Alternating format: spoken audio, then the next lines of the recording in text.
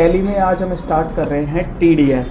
TDS की full form होती है टैक्स डिडक्टेड एट सोर्स, मतलब हिंदी में अगर मैं बात करूं तो उद्गम स्थान पर कर की कटौती।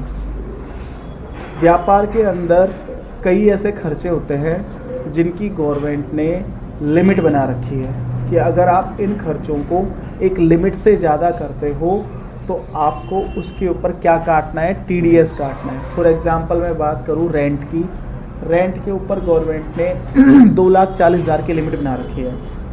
अगर आप किसी लैंडलॉर्ड को 2,40,000 से ज़्यादा किराया एनुअली अगर आप पे करते हो तो उस किराए में से आपको क्या काटना है, टीडीएस। फॉर एग्जांपल टीडीएस की रेट है किराए पे 5% या फिर मैं मान लेता हूँ 10%, और हमने किराया ले रखा है 50,000 रुपये महीने के हिसाब से, ठीक है। तो 12 महीने के कितने हो गए, 6 लाख रुपए हो गए। अब इन 6 लाख रुपए में से हमें टीडीएस काटना है 10% के हिसाब से, कितना बनता है 60,000 रुपये। मतलब हमें सामने वाली पार्टी को कितना देना है, 5,40,000 रुपये ही देने हैं। अब जो 60,000 रुपये हमने काटे हैं वो किसके पास जमा करवाने हैं, गवर्नमेंट के पास जमा करवाने हैं। हर चीज़ की अलग अलग लिमिट गवर्नमेंट ने बना रखी है। मैं आपको दिखा देता हूँ टीडीएस की रेट्स की लिमिट। देखो यहाँ पे देखो, इंटरेस्ट ऑन सिक्योरिटीज़ पे लिमिट 2,500 रुपये की कर रखी है। उसके अलावा और जो काम डिविडेंड पे 5,000 की है। अगर हमें किसी कंपनी से डिविडेंड वगैरह मिलता है या फिर हम किसी को डिविडेंड वगैरह देते हैं उस पर 5,000 की लिमिट होती है। इंश्योरेंस के कमीशन पे 15,000 की लिमिट है, इंश्योरेंस कंपनी से जो कमीशन मिलता है। उसके अलावा नेशनल सेविंग स्कीम के अंदर 2,500 रुपये की स्कीम है। अगर आप लॉटरी टिकट सेल करते हो उस पर कमीशन दे रहे हो तो 15,000 की लिमिट है। ब्रोकरेज वगैरह पे भी 15,000 की लिमिट है, कमीशन और ब्रोकरेज। अगर किसी प्रोफेशनल को हम पेमेंट कर रहे हैं तो 30,000 की लिमिट है। इसके अंदर भी 2 स्कीम बना रखी है। ये मैं पूरी की पूरी पीडीएफ आपको डाल दूंगा। उसके अलावा देखो मैं आपको बताऊँ रेंट का,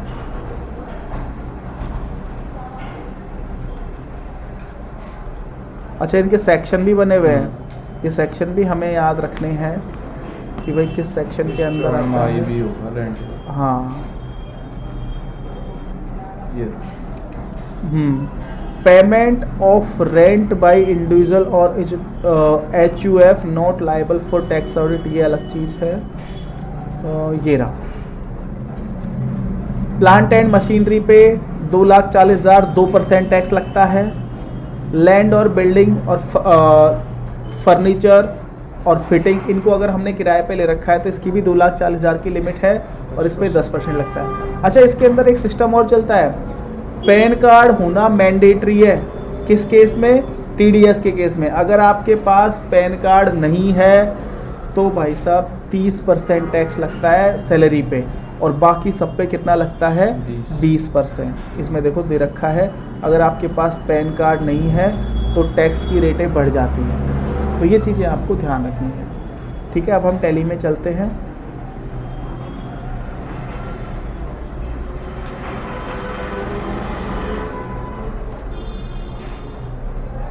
टैली के अंदर टीडीएस यस करने के लिए F11 के अंदर F3, यहाँ से मैं टीडीएस को यस करूँगा, सेट ऑल टीडीएस डिटेल्स को यस करूँगा। टीडीएस काटने के लिए हमारे पास रजिस्ट्रेशन नंबर होना कंपलसरी है, तभी हम टीडीएस काट सकते हैं। अच्छा टीडीएस काटने के बाद हमें सामने वाली पार्टी को एक सर्टिफिकेट देना होता है जिसको हम टीडीएस सर्टिफिकेट के नाम से जानते हैं, और हम ये उसी को दे सकते हैं जिसकी एज 18+ हो, मतलब जिसका पैन कार्ड बना हुआ हो। अगर 18 साल से कम है कोई प्रॉपर्टी का ओनर तो हम उसके नाम से टीडीएस सर्टिफिकेट जारी नहीं कर सकते। ये चीज़ आपको ध्यान रखनी है। हम यहाँ पे बात कर रहे हैं डिडक्टेड टाइप की, मतलब हमारी कंपनी किस टाइप की है। हम इंडिविजुअल में आते हैं, HUF में आते हैं या फिर कंपनी में आते हैं। इंडिविजुअल का मतलब सिंगल सोल पर्सन, HUF का मतलब हिंदू अनडिवाइडेड फैमिली, और कंपनी तो आप जानते ही हो। डिडक्टर ब्रांच, कौन सी ब्रांच है जहाँ पे आप टीडीएस काट रहे हो वो डिटेल हम यहाँ पे डाल सकते हैं। जो भी पर्सन आपकी कंपनी के अंदर टीडीएस काटता है उसकी पूरी डिटेल आप यहाँ पे फिल कर सकते हो। उसका नाम, डेट ऑफ बर्थ वगैरह सब चीज़ें आपसे पूछेगा तो वो आप यहाँ पे डाल सकते हैं। उसके बाद ये दोनों चीज़ें आपको इग्नोर करनी है। रेट और एग्जाम्पशन की डिटेल है।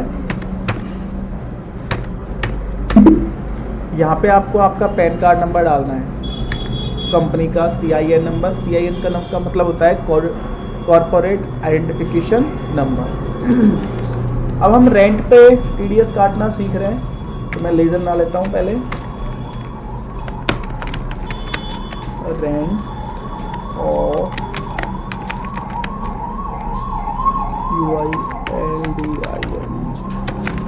बिल्डिंग। रेंट क्या है हमारा? Indirect expenses. यहाँ पे इसको एप्लीकेबल करेंगे टीडीएस को। नेचर ऑफ पेमेंट के अंदर यहाँ पे पूरी की पूरी लिस्ट आ जाती है। अभी हमारे पास लिस्ट नहीं आ रही, हम क्या करेंगे, न्यू कैटेगरी में जाएंगे और लिस्ट बनाएंगे। जब आपके पास लाइसेंस वाली टैली होती है तो आपको कुछ नहीं करना, केवल कंट्रोल के साथ सी दबाना है। कंट्रोल के साथ सी दबाते ही आपके पास पूरी की पूरी लिस्ट ओपन हो जाएगी जिन जिनके ऊपर टीडीएस कटेगा। यहाँ से मैं रेंट सेलेक्ट करता हूँ। हाँ, अगर आप एजुकेशन मोड में काम कर रहे हो तो आपको सारी डिटेल फिल करनी पड़ेगी। रेंट ऑफ लैंड बिल्डिंग, यहाँ पे टैक्स की रेट कितनी है? 10% विद पेन, और लिमिट कितनी है? 2,40,000। मतलब 2,40,000 से ऊपर ही टीडीएस कटेगा, कम में नहीं कटेगा। ये मैंने रेंट का बना दिया। रेंट के ऊपर क्या लगेगा? TDS rent account. जितने भी टैक्स के लेजर होते हैं सारे किस में जाते हैं? ड्यूटी एंड टैक्स में जाते हैं। यहाँ से टीडीएस। अब देखो यहाँ पे कैटेगरी अपने आप आ गई, हमने बना ली थी इससे अपने आप। हालांकि पुरानी टैली के अंदर ये सारी चीज़ें पहले से बनी बनाई होती थी, अभी नई टैली के अंदर बनानी पड़ती है।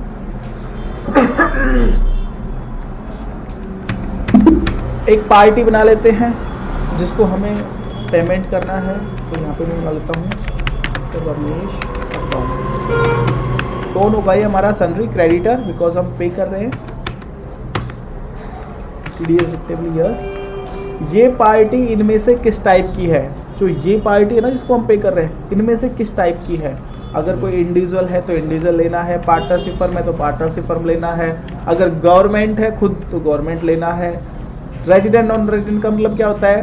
रेजिडेंट का मतलब निवासी, नॉन रेजिडेंट का मतलब विदेशी, अनिवासी भारतीय। हम यहाँ पे इंडिविजुअल ले लेते हैं। यहाँ पे पैन कार्ड नंबर देना मैंडेटरी है। ये क्या बोल रहा है? Pan is mandatory for eTDS should be of 10 characters. मतलब अगर आप यहाँ पे पैन कार्ड नंबर नहीं दोगे तो टैक्स की रेट क्या लगेगी? डबल। यहाँ पे मैं पैन कार्ड नंबर दे देता हूँ,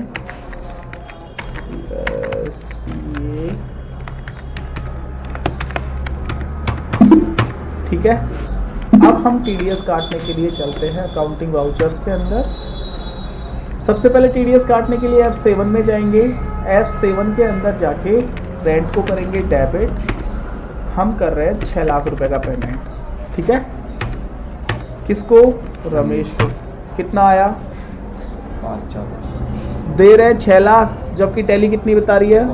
क्यों? कहाँ गए 60,000? टीडीएस में। तो टीडीएस में शो कर दो उनको। आई बात समझ में? ये हमने टीडीएस काटा है, अभी दिया नहीं है उसको पेमेंट। अब हम पेमेंट देंगे रमेश को। कितना देंगे?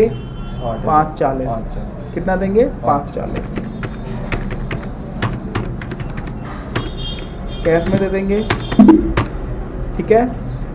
अब जो हमारे पास टीडीएस आया है, जो हमने काट के बचाया है, बचा के जो रखा है, उसको किसको पे करना है?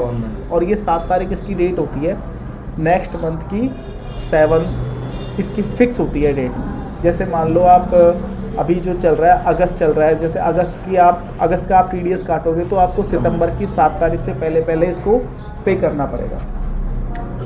तो हम पे कर देते हैं। उससे पहले मैं बैंक में पैसा जमा करवा देता हूँ, क्योंकि ये जितना भी काम होता है सारा टैक्स पे करने का काम किसके थ्रू होता है? बैंक के थ्रू। मैं कैपिटल डाल देता हूँ पहले बिजनेस में।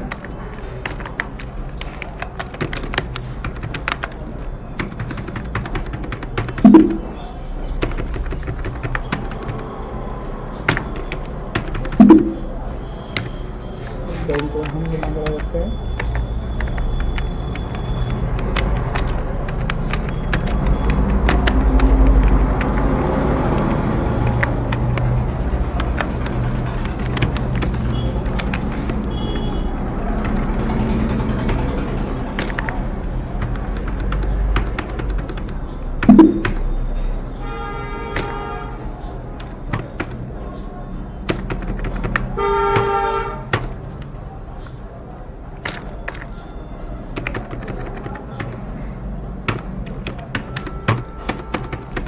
यहाँ पे डिनोमिनेशन देना पड़ेगा, कितने कितने के नोट आपने जमा करवाए, देना चाहो तो दे दो।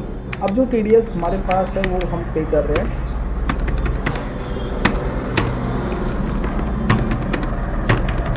ये हमने टीडीएस पे कर दिया। पे करने के बाद पेज अप करके आल्ट के साथ पी दबाना है और इसका प्रिंट आउट का प्रिंट निकालना है। ये बैंक में लेके जाना है। बैंक वाला क्या करेगा, आपसे 60,000 रुपये ले लेगा, यहाँ पे सील लगा देगा, यहाँ पे सील लगा देगा, आधा फाड़ के खुद रख लेगा इसमें से और आधा फाड़ के आपको दे देगा एज ए प्रूफ। इस तरीके से हम टीडीएस का पेमेंट कर सकते हैं। ठीक है।